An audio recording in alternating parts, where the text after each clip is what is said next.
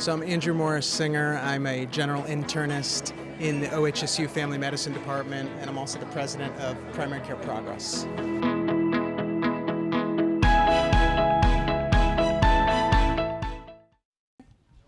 How about now? Perfect?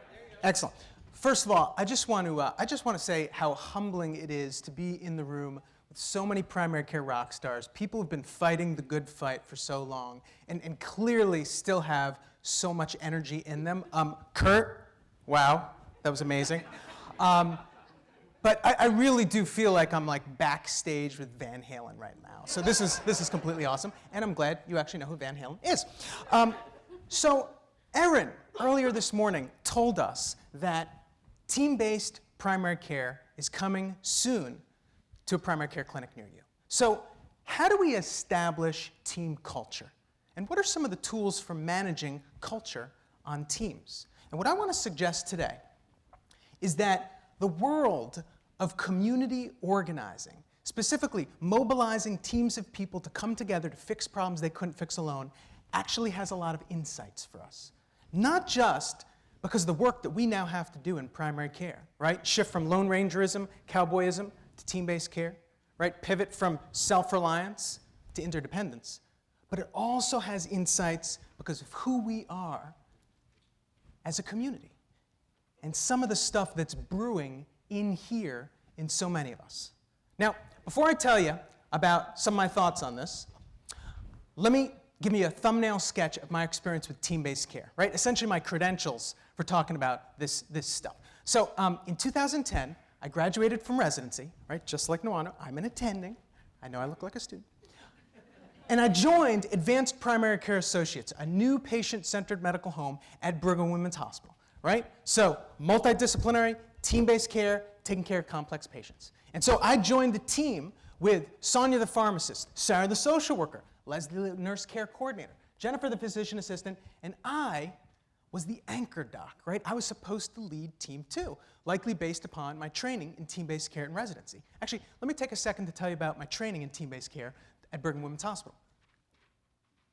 Okay. So, now, to be fair, okay, very few of us have been trained in team-based care, right? We need support. We need direction. And that's increasingly what we've gotten. The identification of specific elements, structures important to team. These should all look familiar to you. But increasingly we're being told, wait a sec, these are necessary, but not sufficient to establish effective teams, right? Enter stage left, the importance of team culture. Team what? A lot of us said. Culture, you know. Well, you know what I mean. But that's the thing. We don't. We need support. We need direction. So increasingly, we've heard from voices like Tom Bodenheimer, Christine Sinsky, Ali, Rashika, saying, look, you want to establish teams, effective teams. Set your course for these characteristics on your teams. Interdependent, interconnected teams, right? Dispersion of leadership on those teams. Shared knowledge, shared goals, and above all, trust. Excellent, we said. But just a quick question, you know, like how do we get from here to there, right? How do we get from me to we? How do we essentially get from I'm in charge to I'm empowering? Once again, we need support. We need direction. And can healthcare actually have insights for how we make this transition? And if it can't, who can? What domains of life? And so what I want to do is make the case that one of these domains is actually the world of community organizing. Now, this is a domain that I actually have professional experience in. This is what I did professionally before going to medical school in the LGBT community. This is a domain where leaders in community organizing are daily focused on the work that we now face in primary care, shifting from Lone Rangerism to interdependency, right? Teamwork. Now, obviously, there are a lot of differences between community organizing and teamwork in primary care, but there are also a lot of similarities. For instance, in both domains, the group of people that we're trying to shift from Lone Rangerism to team are predominantly intrinsically motivated group of folks, right? We've got a lot of fire going on in here, and we can harness that. Secondly, in both domains, due to the massive amount of work that we need to get done, and the relatively straightforward nature of much of that work that we don't need to be doing, the key to success is we have to decentralize control, right? We have to get other people to step in, step up. There's no other way we'll get all the work done. And in both domains, community organizing and team-based primary care, that team represents a space for us to harness social connection theory and create and disseminate a new set of ideas, ideals, and identities amongst participants. So, in the civil rights campaign work, that was a set of ideas and ideals related to nonviolence. In the primary care world now, that might be a set of ideas and ideals related to patient-centeredness, teamwork, continuous quality improvement. So, if you buy the similarities, what tools does the world of community organizing have to offer us in primary care right now? Now, we could talk about this for a long time. We could especially talk about the advocacy component. What I want to talk about are three things and then highlight how we're actually seeing them put to use in primary care teaming right now. These three things are storytelling to create connection and culture, empowerment of others to create engagement and capacity, and then branding and meaning-making to build buy-in. Okay, let's talk about storytelling. So, let me just hydrate. Okay. Stories are a major piece of the glue that holds campaigns and movements together. You go to any rally, you go to any meeting of coalitions, whatever, predominant thing that you're going to see is storytelling. Why? Well, stories are easy. Right? We've been telling stories, listening to stories since we were born. They're also elemental. Stories contain all the essential information, all the important information about who we are and what we believe. And they're great at transmitting our values to other people in the room. And stories are a great tool of motivation. Not the best at persuasion, but a great tool at motivation. So in the campaign world, in the organizing world, you bring a diverse group of people together that don't have a lot in common to fix problems they couldn't fix on their own. Storytelling is absolutely essential to building that initial connection and commitment to the collective endeavor. And I got to tell you, at Advanced Primary Care Associates, the practice that I was a part of, I got to see our medical director, Stuart Pollock, on the right, constantly working to turn storytelling into a regular feature of daily practice life. So he insisted during the orientation that all members of the care team tell their stories publicly of why and how they were part of that practice, right? He did that because he wanted to showcase to all of us, the docs, the nurses, the LPNs, the MAs, the front desk receptionists, that despite the fact that we had very little in common, different credentials, different professional experience, we all shared the same common values. But he didn't just stop there with connection. He used storytelling as a tool of building and maintaining culture. So every Wednesday, we had quality improvement rounds where the entire team, all 30 of us, would come together in the waiting room, right? No patients would be there. We'd sit around and we'd basically talk about our quality improvement projects. But before we dove in, we would tell stories. We would give shout-outs. Shout-outs like this. Yes, thank you, Stuart. So this is a shout-out to Roz, front desk receptionist. So Roz, you probably don't even remember this, but last Tuesday, you were checking out 5 patients at the front desk. I was walking behind, and this patient was basically asking all these questions, and then all of a sudden, Mrs. Gonzalez, and you guys all know Miss Gonzalez, she came in the front door. She got stuck between the 2 glass doors. You pop up, run out the back of reception, run past the blood bank, open the door for her, lead her over, sit her down, run back past blood, run back in the reception. You sit down, and you apologized to the guy waiting in line, and you totally blew me away. And I'm sure you blew away everybody in that line. So hats off to you. Who wants to do the next shout out? Yeah, right there. We did that every Wednesday for 20 minutes. And shout out by shout out, we were defining we. We were literally creating a constitution of we the people of the practice about what we would do and what we didn't do. And now, this wasn't a constitution that was being written down on a piece of paper. This was being inscribed into our hearts and imaginations. Stories are a powerful way of creating and enforcing culture. And they're a great way of modeling leadership. They're a great way of showcasing to other members of the team, here's what it looks like to step in and step up. And the more uncertainty you have in a situation, the more that people are looking to each other for information about what to do, how to talk, what to wear, whether to keep on a tie or not. Stories are a powerful way of doing that. Okay, let's talk about empowerment since we're talking about leadership. So, anyone heard this concept before in healthcare? See one, do one, teach one? Yeah, it's like one of our mantras, right? It's also one of our mantras in the world of community organizing. Right? If we cannot build capacity, if we cannot get people to step in and step up to do the tons of work we need to do, we can't win, right? Literally.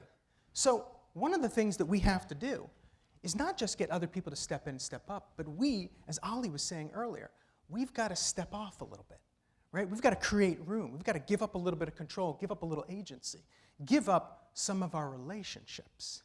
And that's not easy. What makes it even less easy is that we don't just have to do this vis-a-vis one other person. We kind of have to do this vis-a-vis everyone. We've got to build systems in our campaigns for pushing down and out the power and agency. And if you look at some of the most cutting-edge practices in primary care, many of which were talked about today, you see this. You see this in action. So Christine Sinsky, Medical Associates Clinic, empowering other members of the care team, medical assistants, to step up, take on a variety of new tasks, including motivational interviewing for behavioral modification, IOR Health that you heard about today, empowering health coaches, similar to University of New Mexico, people without a ton of healthcare training who are now not just running visits and owning those visits, but really owning relationships. And what happens, what do we get when we empower other folks? We don't just get capacity. We also build motivation, engagement, and commitment amongst other members of the care team. Because we're sharing the juice with those other members of the care team, right? That soul-glowing feeling that we all get from taking care of another person, right? Throwing ourselves into something meaningful. More and more practices are creating systems, structures, and culture that are all about sharing the juice with other members of the care team and teaching them how to share the juice with others. Let's talk about one last thing.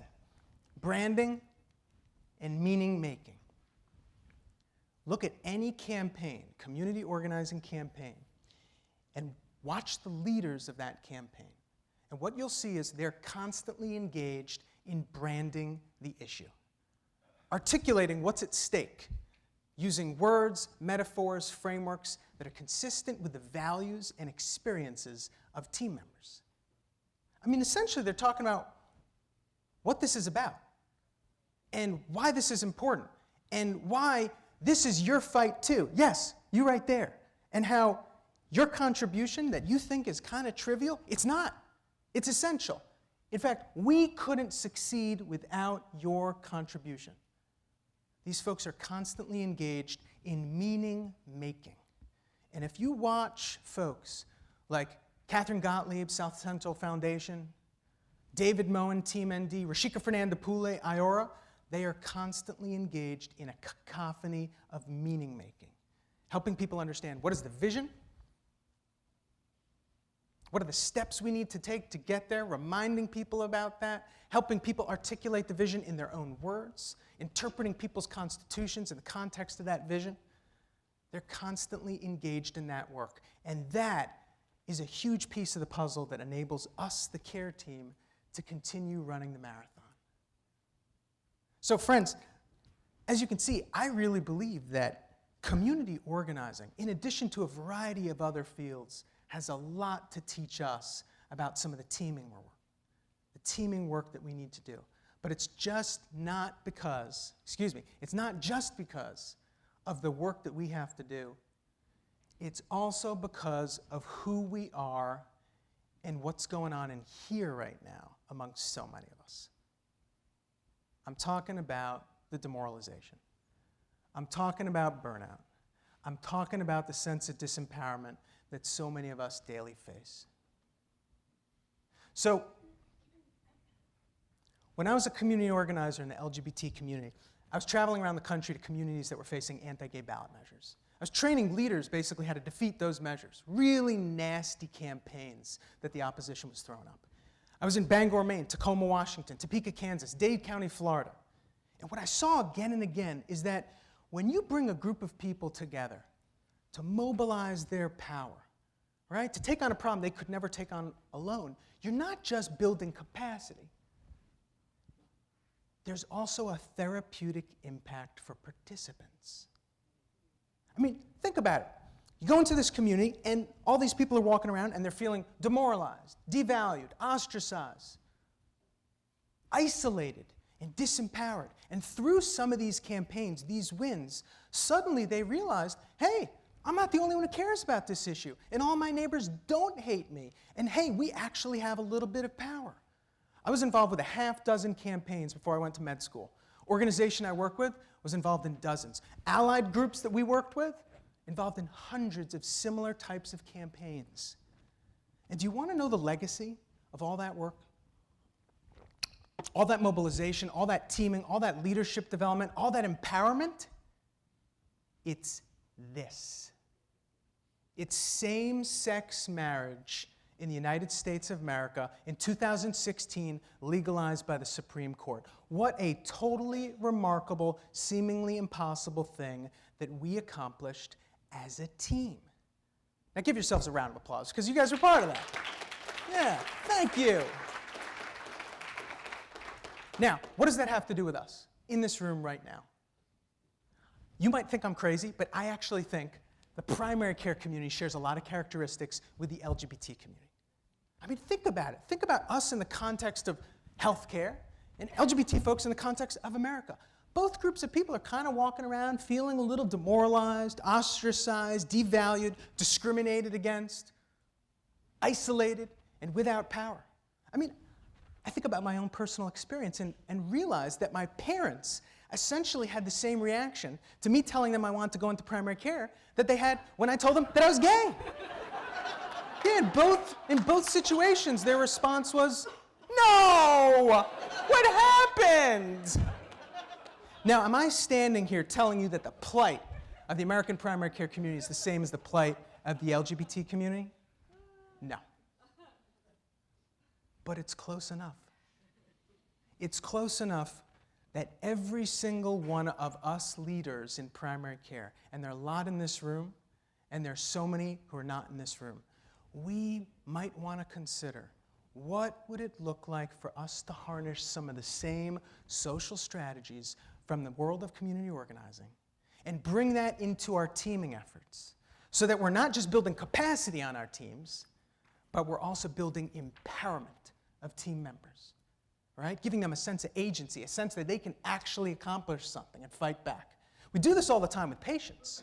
We use this relational strategy all the time with patients to teach them that they can fight back against diabetes and obesity and smoking, all that really tough stuff. But what would it look like for us at the same time we're revitalizing our primary care delivery system? We do it in a way to reinvigorate ourselves. What would that look like? What totally remarkable, seemingly impossible thing might we accomplish?